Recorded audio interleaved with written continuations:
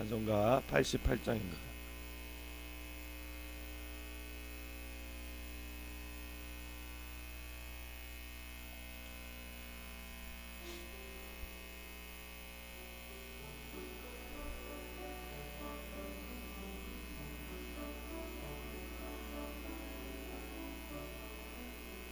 내 진정 사모하는 친구가 되시는 구주 예수님은 아름다워라.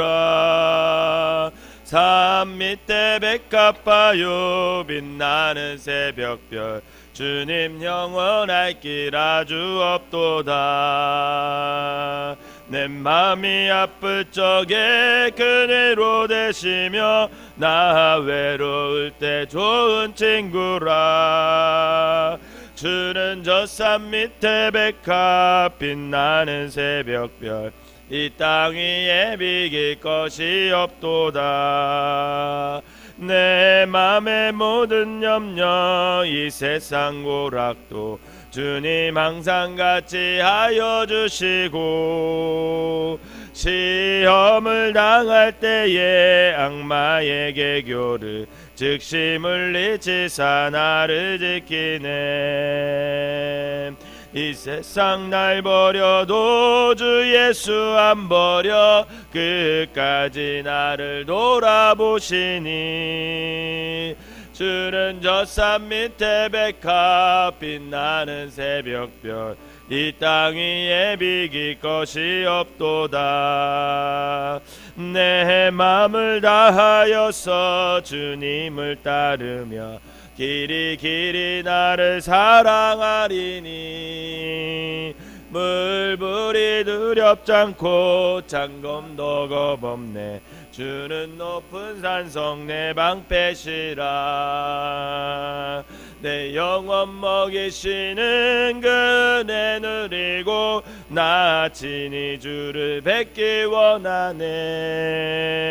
주는 저 산 밑에 백합 빛나는 새벽별 이 땅 위에 비길 것이 없도. 내 맘의 모든 염려 내 맘의 모든 염려 이 세상 고락도 주님 항상 같이 하여 주시고 시험을 당할 때에 악마의 개교를 즉시 물리치사 나를 지키네.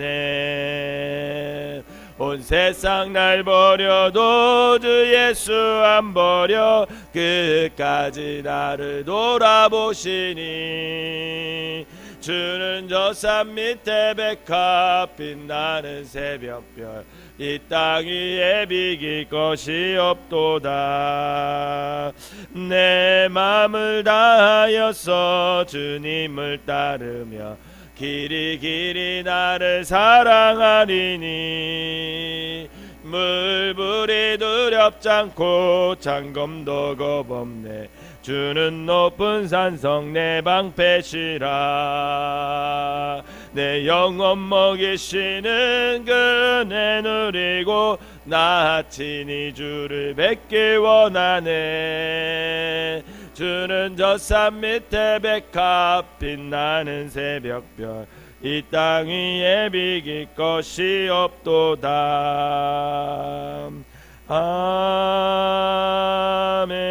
아멘. 사도신경으로 신앙 고백 드리도록 하겠습니다. 전능하사 천지를 만드신 하나님 아버지를 내가 믿사오며 그 외아들 우리 주 예수 그리스도를 믿사오니 이는 성령으로 잉태하사 종종녀 마리아에게 나시고 본디오 빌라도에게 고난을 받으사 십자가에 못 박혀 죽으시고 장사한 지 사흘 만에 죽은 자 가운데서 다시 살아나시며 하늘에 오르사 전능하신 하나님 우편에 앉아 계시다가 저리로서 산 자와 죽은 자를 심판하러 오시리라. 성령을 믿사오며 거룩한 공예와 성도가 소리고통하는 것과 죄를 사하여 주시는 것과 몸이 다시 사는 것과 영원히 사는 것을 믿사옵나이다. 아멘. 오늘 함께 보실 말씀은 마가복음 2장 18절부터 28절까지 보도록 하겠습니다. 제가 한 절 읽고 여러분들이 한 절 읽고 마지막 절은 같이 읽도록 하겠습니다. 요한의 제자들과 바리새인들이 금식하고 있는지라 사람들이 예수께 와서 말하되 요한의 제자들과 바리새인의 제자들은 금식하는데 어찌하여 당신의 제자들은 금식하지 아니하나이까?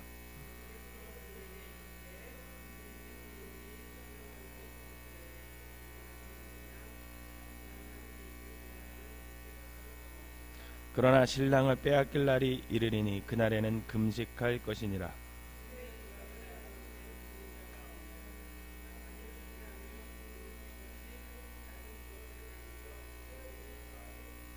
새 포도주를 낡은 가죽 부대에 넣는 자가 없나니 만일 그렇게 하면 새 포도주가 부대를 터뜨려 포도주와 부대를 버리게 되리라. 오직 새 포도주는 새 부대에 넣으니라 하시니라.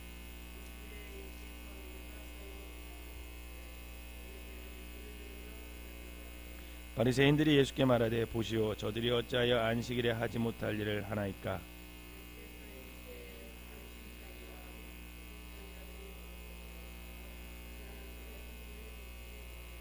그가 아비아달 대제사장 때에 하나님의 전에 들어가서 제사장 외에는 먹어서는 안 되는 진설병을 먹고 함께 한 자들에게도 주지 아니하였느냐?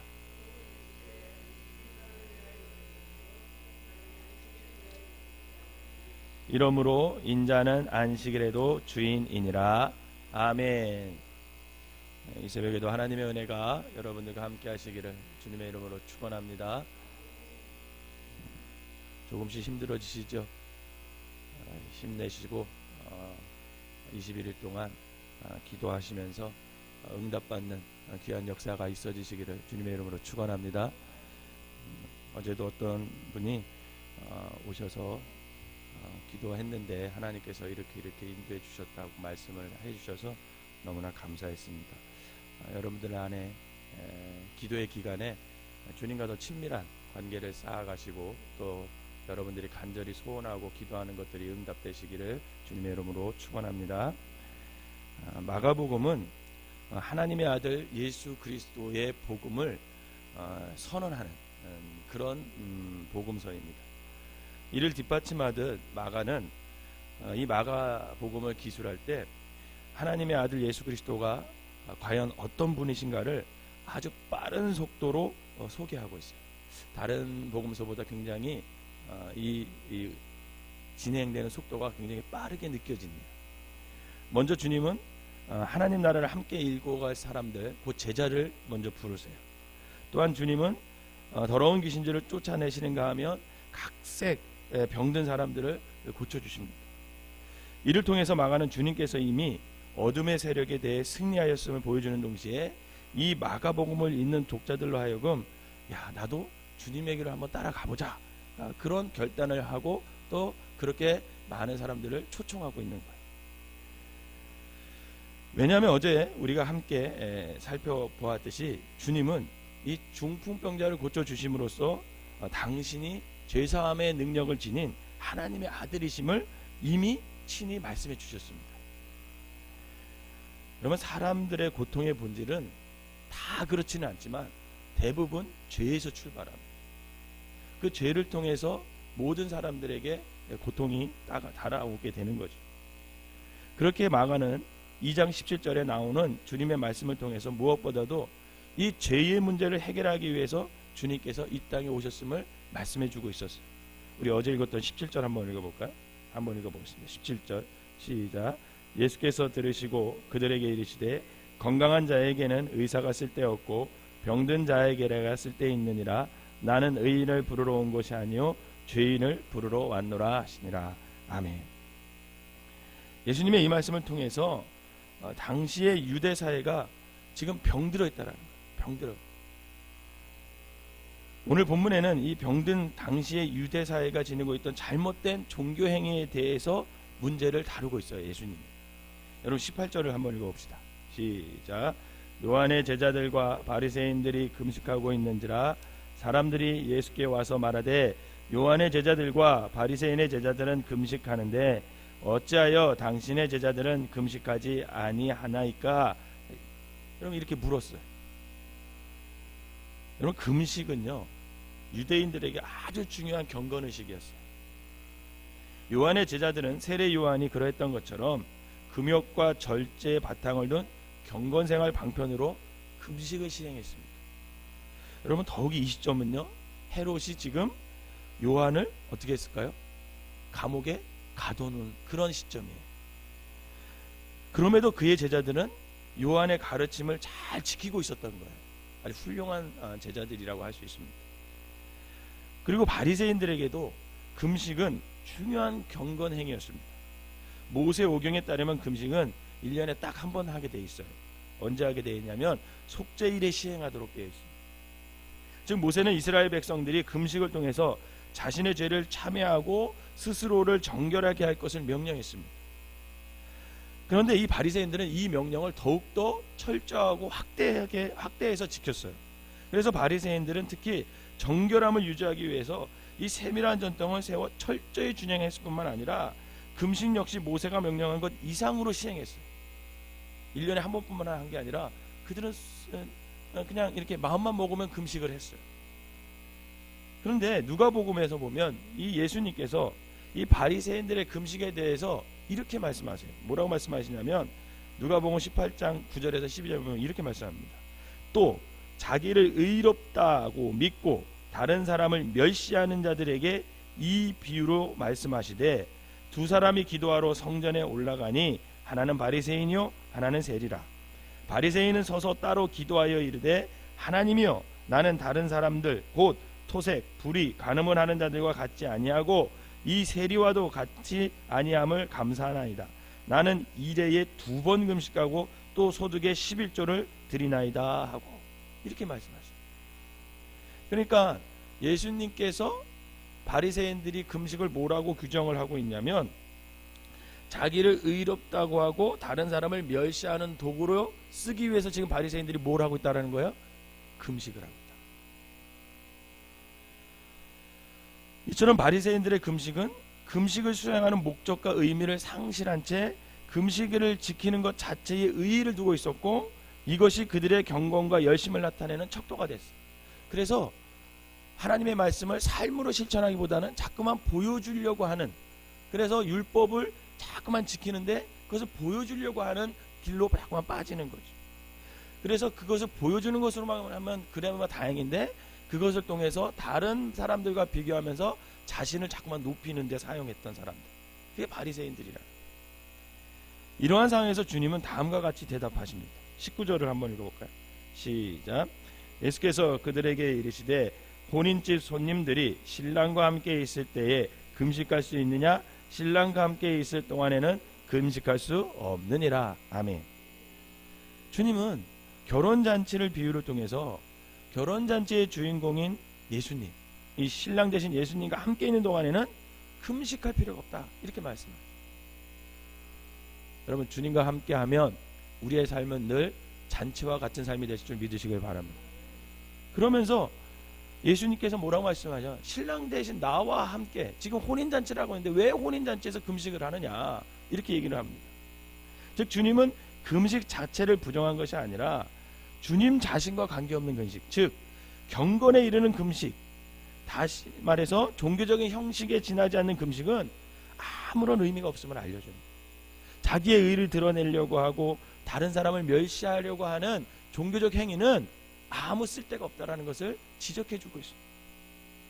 나아가 주님은 유대교의 낡은 전통은 이미 새로운 시대 정신, 즉 주님이 선포하시는 복음을 담을 수 없다, 이렇게 말씀을 하셔요. 22절을 한번 읽어봅니다. 시작. 새 포도주를 낡은 가죽 부대에 넣는 자가 없나니 만일 그렇게 하면 새 포도주가 부대를 터뜨려 포도주와 부대를 버리게 되니라. 오직 새 포도주는 새 부대에 넣으니라 하시니라. 아멘. 지금 새 계명과 새로운 피조물로 살아야 할 너희들이 옛것에 계속 머물러 있고 율법에 계속 머물러 있다면 그것은 너희들을 살릴 수 없을 것이다, 이렇게 얘기해요. 그러므로 이제 내가 너희들에게 선포하는 새 계명을 받아들이려면 너희의 마음도 새로운 마음으로, 새로운 피조물로 변해야 된다, 그런 얘기를 하고 계시는 거죠. 이스라엘의 종교인들이 잘못 가르쳐온 종교 전통으로는 이 새로운 시대의 가르침을, 즉 예수님의 새 계명을 수용할 수 없다라는 것을 말씀하고 있는 겁니다.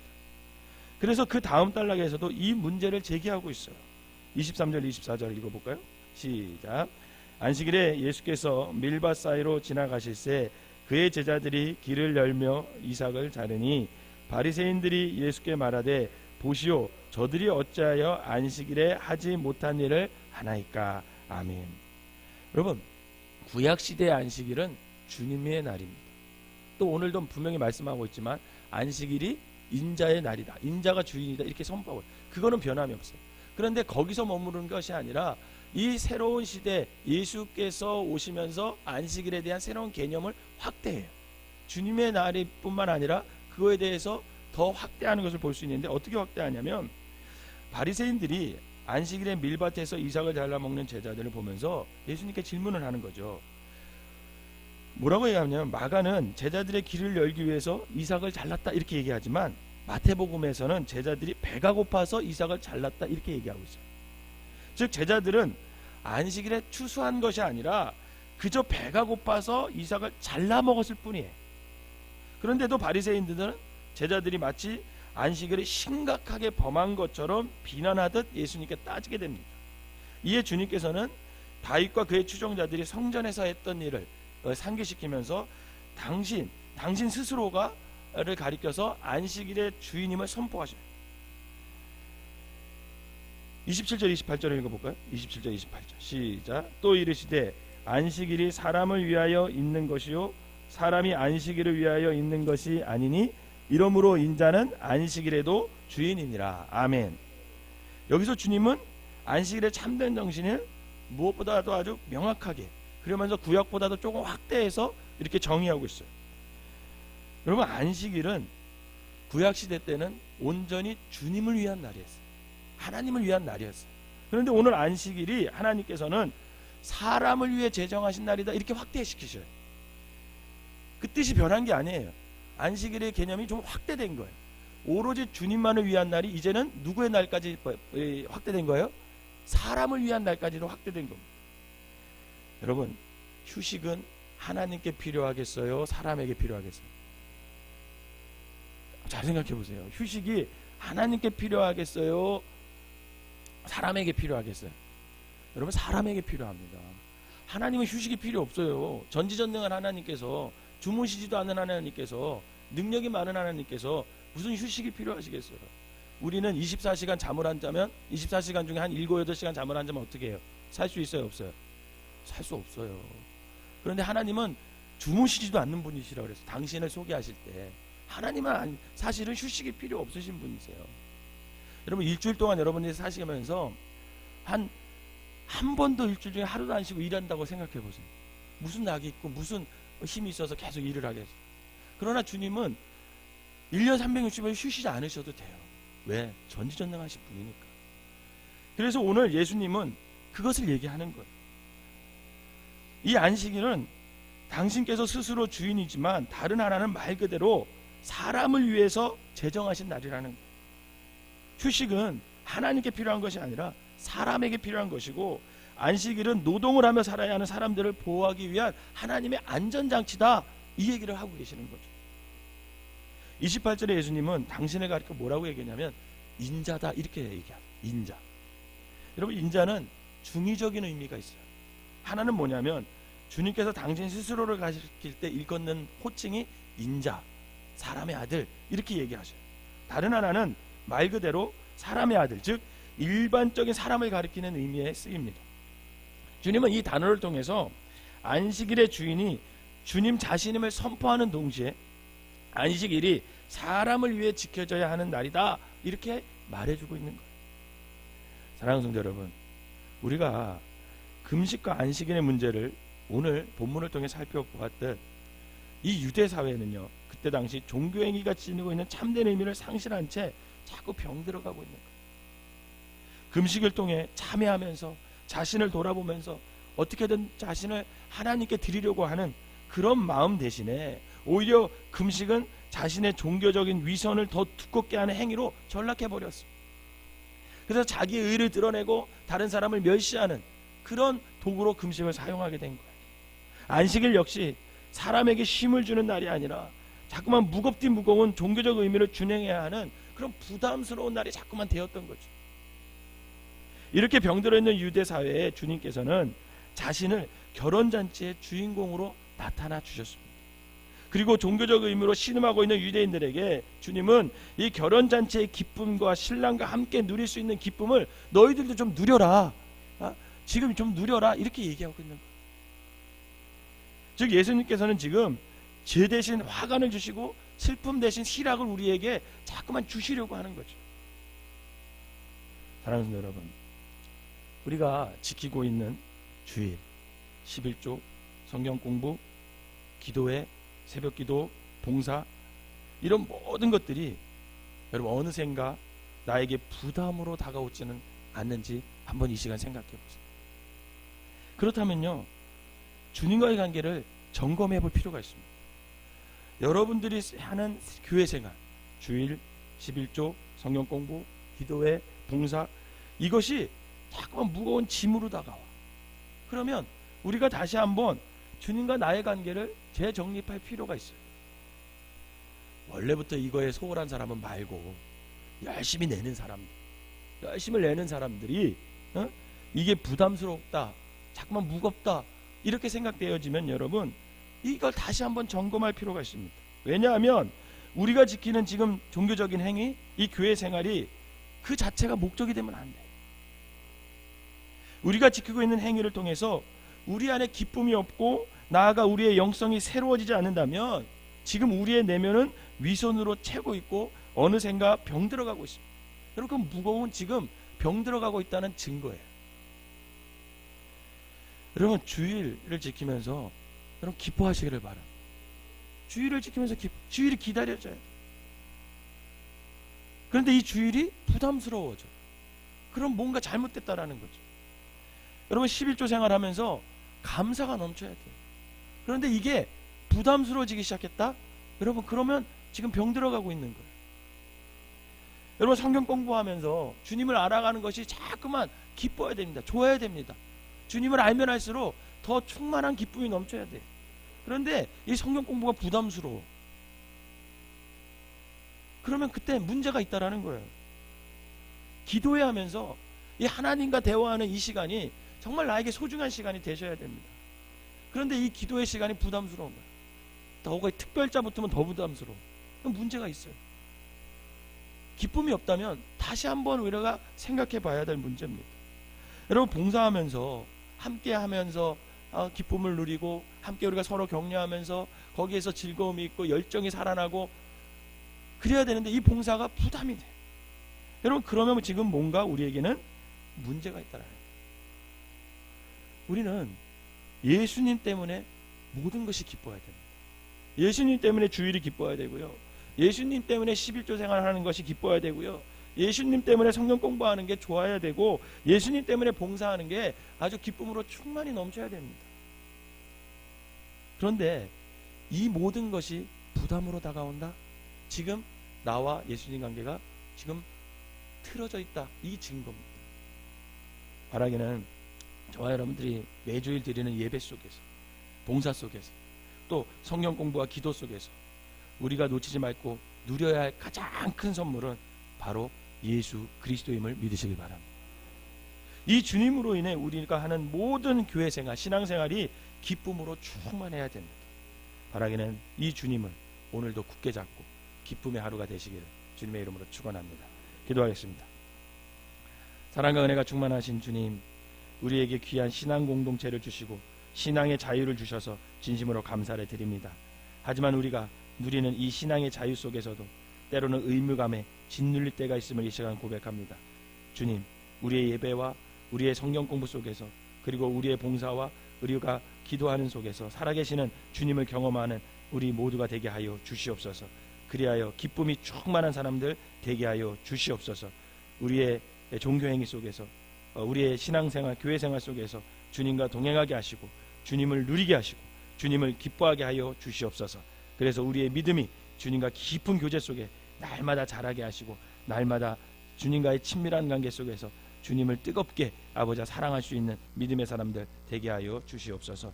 오늘도 하루를 살아갑니다. 주님, 우리와 동행하여 주시고 기쁨의 하루가 되게 하여 주시옵소서. 오직 예수님만 아버지 나의 기쁨이 되게 하여 주시옵소서. 예수님의 이름으로 기도하옵나이다. 아멘.